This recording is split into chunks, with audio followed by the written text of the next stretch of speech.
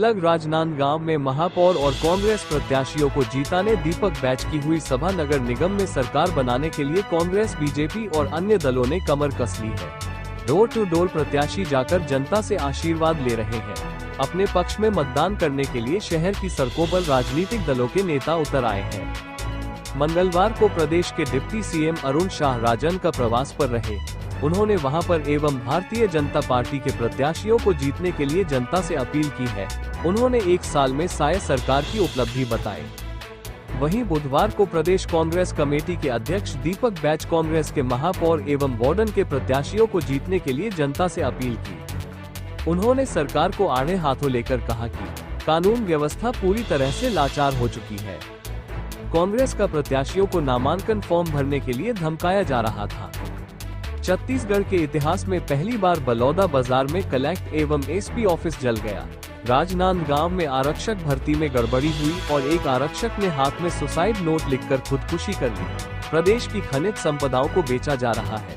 500 रुपए में गैस देने की बात हुई थी, उसे पर राज्य सरकार अभी तक कुछ नहीं कह रही है। ये घोटालेबाज सरकार है। सही समय की प्रदेश सरकार को सबक सिखाने का कांग्रेस के महापौर एवं पार्षदों को अधिक से अधिक संख्या में वोट देकर कमी होने दीजिए। लेकिन इस समय 1 साल की सरकार ने नगर के विकास को रोक दिया, ग्राम के विकास को रोक दिया। इसलिए नहीं चाहते थे कि चुनाव हो। पहले तो अध्यादेश लाए, उसके बाद कैबिनेट में पास किए, 6 महीना आगे बढ़ाया जाए। लेकिन जनता के दबाव से, कांग्रेस के दबाव से मजबूरी में आज चुनाव कराना पड़ रहा है इस सरकार को। उनको फॉर्म भरने से रोक रहा है, फॉर्म भरने तक नहीं दे रहा है। नहीं भर सकते आप फॉर्म, नहीं भरने देंगे आपको फॉर्म। उस महीना गिरगिरा कर हाथ पकड़ा है उस महीने का, जब तक 3 बजे लास्ट नहीं होता है। 3 बजे लास्ट होने के बाद उस महिला का हाथ को छोड़ा है भारतीय जनता पार्टी के नेता ने। इस तरह के हथकंडे अपनाए। आप सोच लो कि चुनाव में जाने से रोकने के लिए, चुनाव से हार के डर के लिए देश में अपराधियों का बोलबाला है। अपराध इतना बढ़ गया, लूट, हत्या, चोरी, डकैती, महिला अत्याचार, गोलीबारी, चाकूबाजी। राजधानी जैसा जगह सुरक्षित नहीं है। बाकी एक को मारकर फांसी लगा दिया जाता है देते वहां पे, उसके से पूरे गांव वालों को उठाकर ले जाते हैं पुलिस थाना में एक प्रशांत साहू को मार मार कर हत्या कर दिया जाता है। 3 हत्या हुई 3 दिन में वहां पे। अधिकारी आपस में लड़ रहे, जनता अधिकारियों को मारने पे मजबूर। बेबस है सब इस सरकार में। मतलब सरकार नाम का चीज नहीं है आदरणीय साथियों, माता बहनों। इस सरकार, जनता को पता नहीं मुख्यमंत्री कौन है। मुख्यमंत्री बड़ा गर्व हुआ प्रदेश के जनता को, आदिवासियों को, कि एक आदिवासी मुख्यमंत्री मिल रहा है। मुझे भी गर्व हुआ कि आदिवासी मुख्यमंत्री मिल रहा है। मीडिया के साथी ने कहा कि भारतीय जनता पार्टी आदिवासी मुख्यमंत्री बना रहा है, आपका क्या कहना है? मैंने कहा कि मैं भी आदिवासी हूं, अगर भारतीय जनता पार्टी आदिवासी मुख्यमंत्री बनाता है तो उसको स्वागत करता हूं।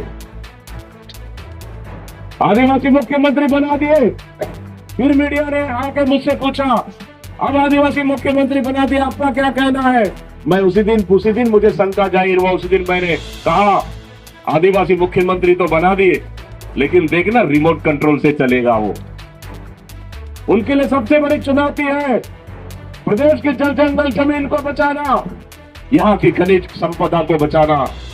और जैसे मुख्यमंत्री शपथ ले लिए, दूसरे दिन हसदेव की जंगल की कटाई शुरू हो जाती है। आदिवासियों की जमीन को उजाड़ा जाता है, जंगल को उजाड़ा जाता है। वहां खनिज संसाधन नहीं संभल रहा है, जंगल राज चल रहा है, जंगल राज प्रदेश में। इसलिए मैं कहता हूं कि इस प्रदेश में अंधेर नगरी चौपट राजा की सरकार है। चौपट राजा की सरकार, अंधेर नगरी चौपट राजा की सरकार चल रही है। इसलिए आदरणीय माता बहने बहुत बड़े बड़े वादा करके आए विधानसभा चुनाव में कि हमारी सरकार आएगी, हम किसानों को 3100 रुपए दे देंगे। हमारी सरकार आएगी, हम 1 लाख लोग को नौकरी देंगे। हर साल 20,000 लोग को नौकरी मिलना चाहिए। तब 1 लाख लोग को 5 साल में नौकरी मिलेगी। लेकिन आज कितना धान खरीदी हो रहा है? 2300 में धान खरीदी हो रहा है। 3100 कहां गया पता नहीं। आज 1 लाख को नौकरी का दावा करने वाले राजनांदगांव सबसे बड़ा उदाहरण है। पुलिस भर्ती होता है यहाँ, हैदराबाद से मशीन मंगाते हैं मापदंड वाला, अरे मशीन में भी गड़बड़ करके अपने लोग को लगाने के लिए बड़ा नियम कानून तोड़ देते हैं। और धन्यवाद देता हूं तमाम कांग्रेस के नेताओं ने इस गड़बड़ी को उजागर करने का काम किया। एक छोटा सा सिपाही आत्महत्या कर लेता है, हाथ में लिख देता है, हम जैसे छोटे लोगों को मोहरा बना दिया जाता है। इसमें बड़े बड़े लोग शामिल हैं। हम पूछना चाहते हैं इस सरकार से बड़े बड़े लोग कौन है जो युवाओं का हक में डाका डाल रहे हैं। तो शराब की गंगा तो गली गली बह रहा है। ठेला में दारू मिल रहा है, ठेला में दारू बिक रहा है, होटल में दारू बिक रहा है, ढाबे में दारू बिक रहा है, रेस्टोरेंट में दारू बिक रहा है। दारू जहां बेचना है बेच लो, हमको पैसा चाहिए। इस सरकार को, आदरणीय साथियों, माता बहनों, इस सरकार ने छत्तीसगढ़ के युवाओं को बर्बाद करने का निर्णय लिया है और युवाओं को बर्बाद करने का काम कर रही है। इसलिए गली गली दारू बिक रहा है इस सरकार में। घोषणा पत्र लॉन्च किया आज कांग्रेस ने। ये घोषणा पत्र आपके अनुरूप है, पढ़ लेंगे तो सीधा सरल स्पष्ट क्लियर लिखा हुआ है कि हमारी सरकार बनेगी तो हम नगर और नगर के विकास के लिए क्या करने वाले हैं। माता बहनों के लिए, माता बहनों हाथों को मजबूत करने वाले, युवाओं के लिए, बेरोजगारों के लिए क्या करने वाले स्पष्ट लिखा हुआ है। इसका घोषणा पत्र का कॉपी निकाल कर गली गली। आज हमारी चुनाव प्रचार अभियान डोंगरगढ़ से शुरुआत हुआ, आज राजनांदगांव सभा भी हुई, चुनावी सभा इसके बाद फिर दुर्ग में होगा। इस तरह से पूरे प्रदेश की नगरीय निकाय चुनाव में कांग्रेस पार्टी मजबूती के साथ लड़ रही है, दमदारी के साथ लड़ रही है और लगातार तमाम सीनियर नेता अपने अपने क्षेत्रों में कांग्रेस के पक्ष में प्रचार कर रहे हैं और कांग्रेस पक्ष में माहौल है। क्योंकि अब देखेंगे कि 1 साल की भारतीय जनता पार्टी की सरकार ने नगर के विकास के लिए या गांव के विकास के लिए 1 रुपए भी पैसा नहीं दिया।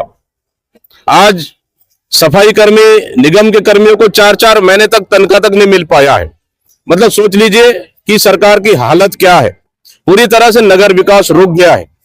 सरकार जो वादे करके आई थी मोदी गारंटी के नाम से, वो पूरा हुआ नहीं।